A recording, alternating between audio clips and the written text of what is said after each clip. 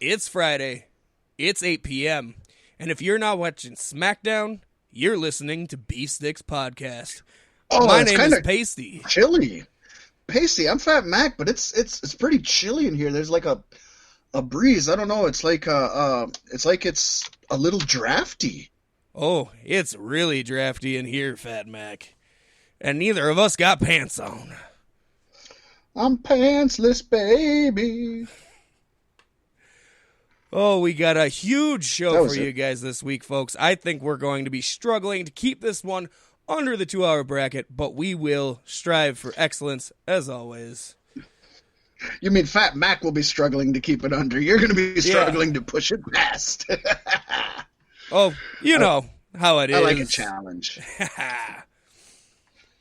So, in the air and honor of keeping things moving along, we start the show with our sponsors, Qualities T-Shirt Company of Wilmer, Minnesota, bringing you high-quality custom tees with sublimation, heat transfer vinyl and decals, and shirts and merchandise for any occasion. Qualities T-Shirt Company will take care of you on the T-shirt front and the entertainment front, as they are sponsoring a haunted house in Wilmer, Minnesota this year. It's going to be wonderful. And if that's not enough, if that's not beef sticky enough, stay tuned for Wilmer Mania 2, featuring a performance from my good friends, Team Bad Decision, at intermission. That's right, local Minnesota hip-hop playing halftime at a wrestling show. What could be better than that? I don't know. Maybe a little bit of the bubbly. A little bit of the bubbly. You need a bubbly with your draft. And of course, folks, then there is Monster Wear Clothing. My good friend Corey Matthews bringing you all your small run or bulk orders on decals, stickers, t-shirts, hoodies, hats, glassware, jerseys, and many other types and styles of fabric, along with custom graphics and logo design services offered. This is top-notch quality, your one-stop shop for self-representation apparel in Minnesota. And folks, with Bound for Glory just around the corner, talking about representation, we are going to represent TNA's X Division, which is basically what gave Impact Wrestling their identity from the beginning to this date. And it also forms the center of NXT. Yes, it actually does. And this week in pro wrestling history, folks, on October 17th, Petey Williams retained his TNA X Division title against a young Kenny Omega. Kenny Omega was in Impact? What? On the NWA. No, he was not. But he was on the NWA 56th anniversary show back in 2004, where the TNA X Division title was on the line against Petey Williams. So there you go, way back in 2004, before anybody knew Kenny Omega as a star, he was going up against little Maple Leaf Pump Petey Williams. So speaking of stars, how many stars did Meltzer give that match? He gave it 7 Maple Leafs, is what he gave it. But that's exactly why we do this week in pro wrestling history, because how many of you out there even knew that Kenny Omega wrestled for the X Division title? It's cool. Awesome. It is. And then that brings us to our WWE. He's been in WWE. Yeah, that's true. So he's been everywhere. And that brings us to our token JRRs, our Jim Ross ramblings, folks. And this is one from just this last week's AEW Dark on YouTube. And this came from the amazing match of Joey Janela versus Kenny Omega in an unsanctioned lights-out street fight. And Jim Ross said, just nailing him with those steel chairs. Or stairs. Steel stairs. But there's chairs in there, too. Now on those hard steel stairs. Ladders. Those ladders. Or ladder. One ladder. I'll get it right sometime. It's a good thing that they don't do a radio show, huh? I love Archer Ross. It would be so hard to follow that action. Oh, yeah, it's a good thing they don't do a podcast. It'd be rough. That's wonderful. Fun stuff. That one's changed in the last 20 minutes. It did. This was a rough one because I had short time to find one. I've been super busy this week. Crazy shit that has nothing to do with on air. But nonetheless, and I came up with one that was okay, and then I came up with another one that was okay, and then probably an hour before we recorded, I actually went back and watched this amazing match on Dark, and I heard that, and I had to rewind it, and I had to write it down and said, this is it. It's brilliance. And that is not the only new segment, as that has started just last week here on Beef Sticks Podcast. We have another new segment that we're temporarily calling The Best Reason, as the wrestling world is a little inundated with product right now, and you might not have enough time in your week to watch every show under the sun. Well, neither do we, but we'll sure give it the old college try. And we will bring to college, and neither did you, you lying bastard. I've been in a college. I've partied in a college. I've banged college broads. There you go. So that's the best. We've been to college.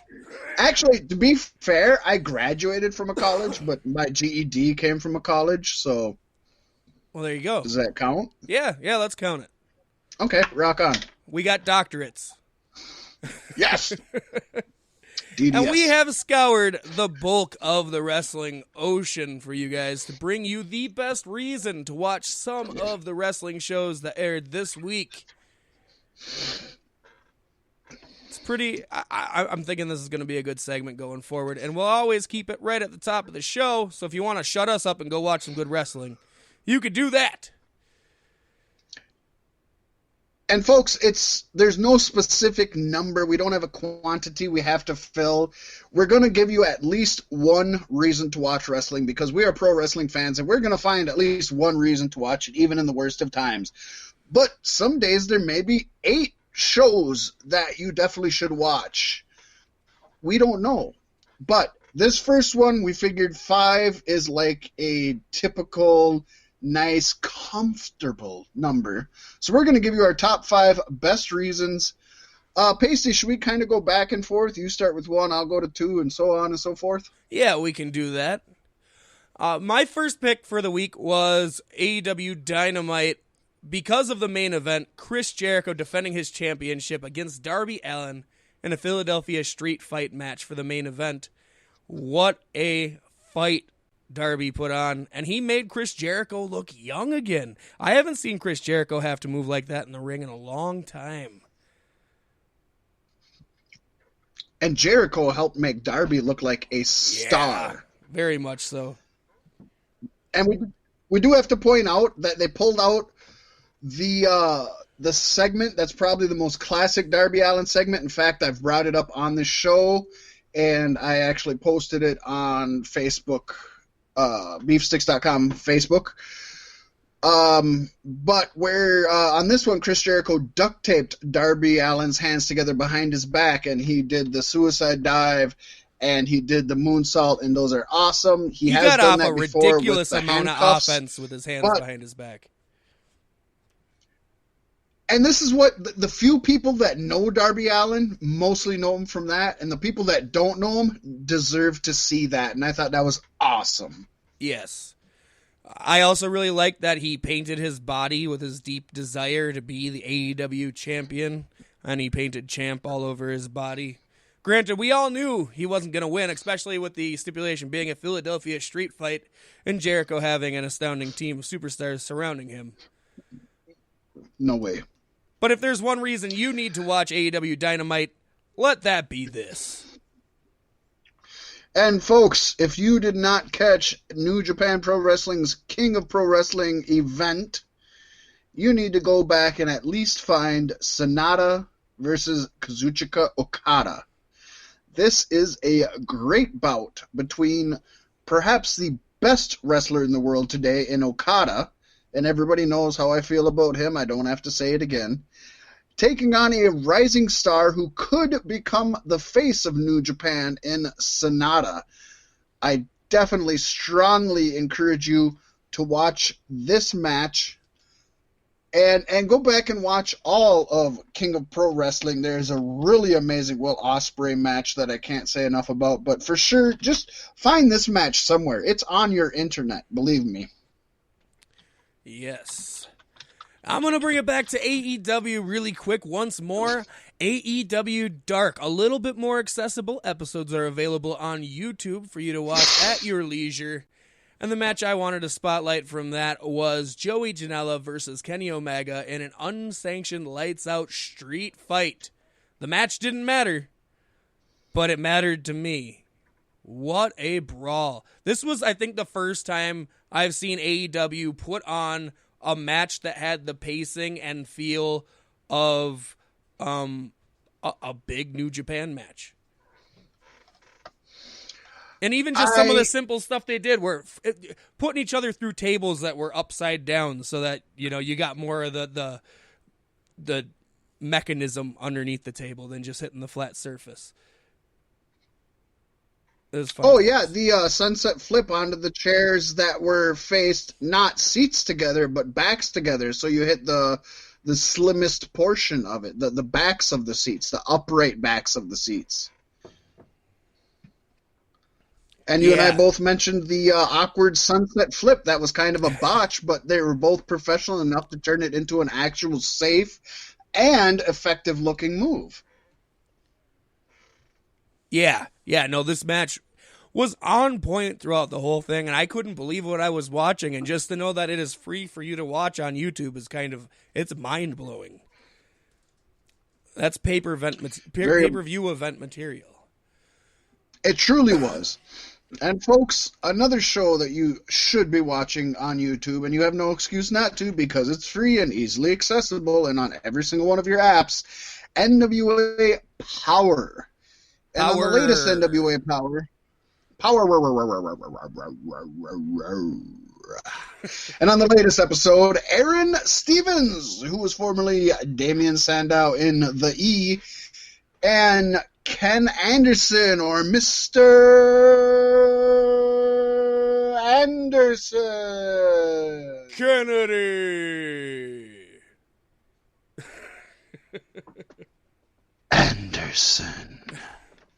Kennedy. Debuted in the exciting second episode of NWA Power in one of their amazing side set interview segments, which I love so much. And it was great when I was watching this, Paystee. I was watching it with my son, Phantom, and he said, "Is this one of those 80s shows that you watch?" And I said, "No, this is actually one of the newer ones." He's like, "It looks like it's from the 80s. I was like, "I know! That's amazing. What's great." I love that the crowd is so small you can hear the individual people heckling superstars as they cut promos. Yes, I would love to be in the crowd in one of those. Yeah, it would be amazing. Did Phantom freak out when Ken Anderson showed up, whereas he's met him? He has met Ken Anderson before. Yes, he did. He thought that was super awesome. I know I marked the fuck out for both of these guys. More so for Ken than for Aaron, but it's always good to see Damian Sandow back in the mix, and I think he'll be good on NWA. He's got that old school aesthetic. Oh, for sure. He is definitely an old school soul trapped in a new school world, so I think NWA is the perfect place for him. Yes. And then my final pick for the best reason this week is a match on NXT on USA or the WWE Network if you like to watch it a day late. Pete Dunne took on Damian Priest, or as you may better know him as Punishment Martinez. This was his first, solid debut match in NXT. I think he's had a squash match, but that doesn't count for shit. Right. This was an amazing match, well worth the watch.